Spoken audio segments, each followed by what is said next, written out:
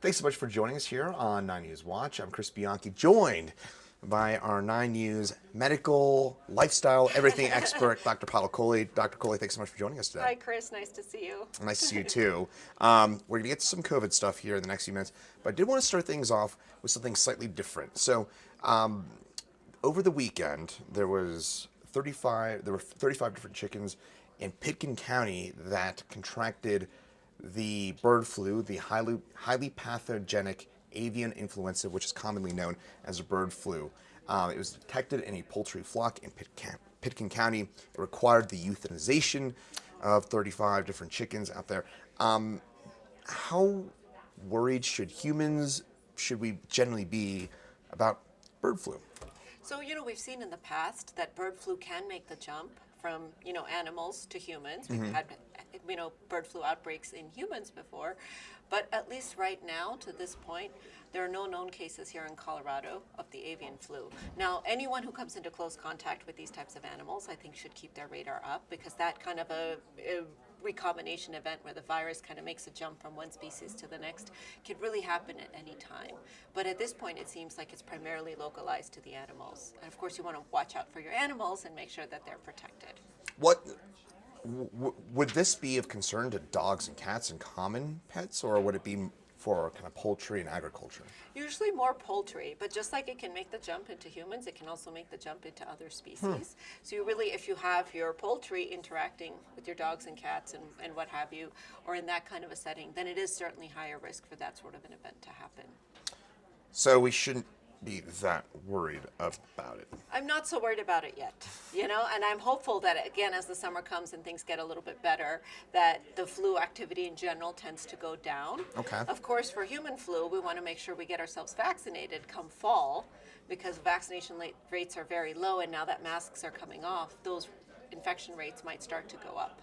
We've started to see, going to COVID here and getting away from, I think we're a little bit maybe wary of infectious diseases for some reason right now, but kind of jumping back into COVID here.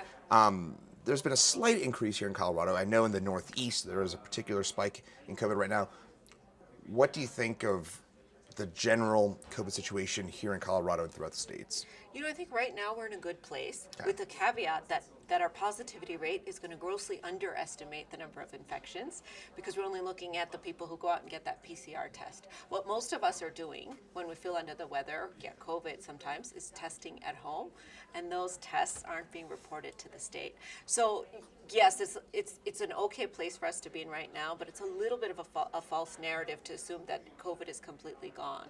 In fact, the virus is definitely not done with us. And what we might see now that infections are going up is that infection begets more infection. So we're likely to see that exponential growth start to happen again, unless we do something different. So if we put up the masks, if we increase the number of boosters, if we start separating people again, those are the types of interventions that could change that around. Otherwise, we might expect to see another one of those peaks naturally occurring. We also want to look at the timing of this, Chris. We had about 50% of the country or so that tested positive for Omicron in January. We know that immunity lasts about 3 to 6 months. And here we are in April, right in the middle of that 3 to 6 month window. So in a way, we're relatively protected. We're in this honeymoon period.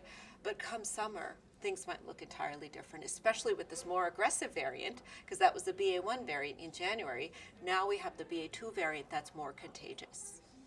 Are you concerned at all by looking around the community? And I'm going to say fairly transparently, it seems like for a lot of people, COVID is over. Is that concerning to you? It is concerning to me, because I think that a lot of people say, well, so what? It's just a cold. We'll get it and we'll get over it. We're not getting in the hospital anymore. And yes, that's true.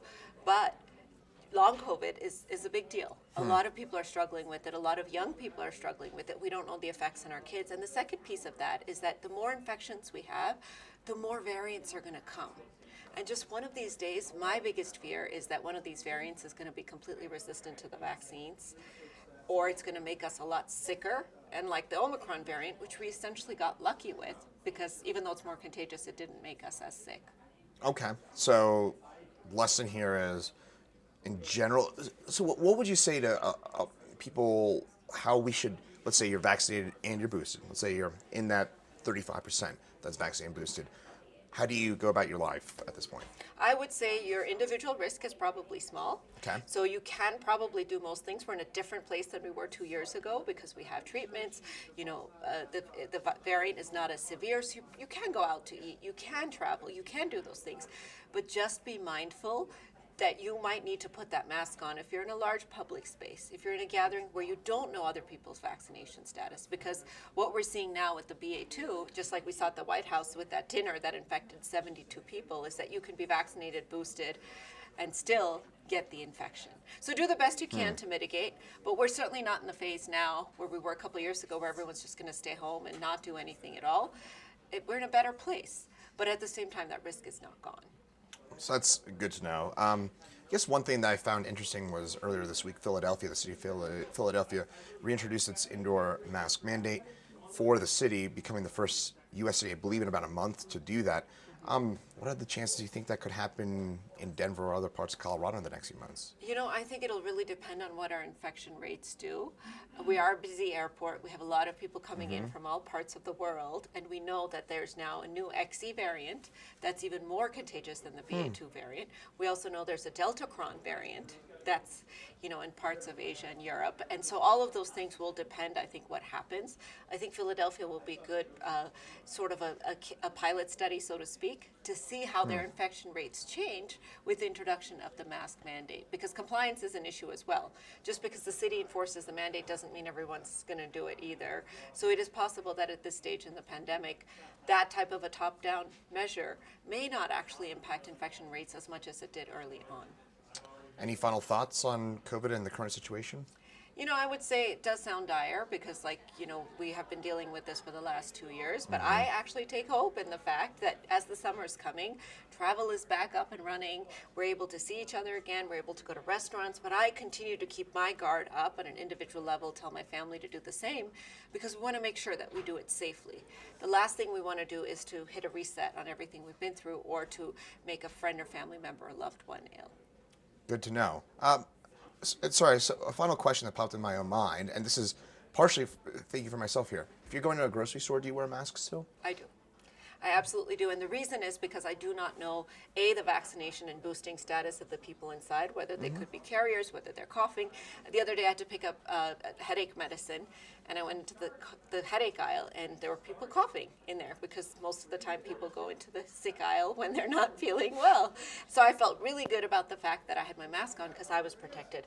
But I'm also doing it because I don't know the status of others, and since I'm traveling and doing all of those kinds of things, and I'm vaccinated and boosted, I could be spreading the infection out to others. So I feel like if I'm at a party at a friend's house where I know people and I know they're physicians that are vaccinated and boosted and pretty low risk from a medical perspective, I'll take that mask off.